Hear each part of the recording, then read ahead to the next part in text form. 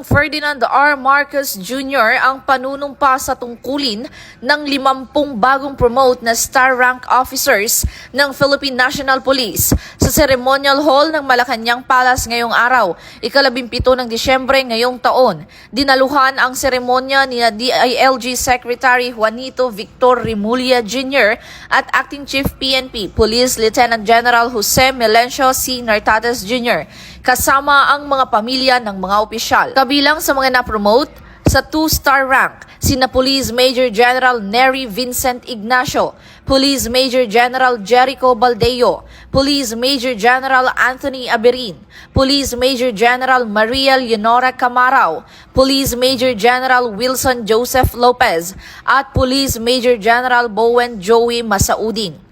Para naman sa 1-star rank, kabilang sina Police Brigadier General Randolph T. Tuanyo, PNP spokesperson at Chief PIO. Police Brigadier General Marvin Joe C. Saro, ang Deputy Director ng DPCR.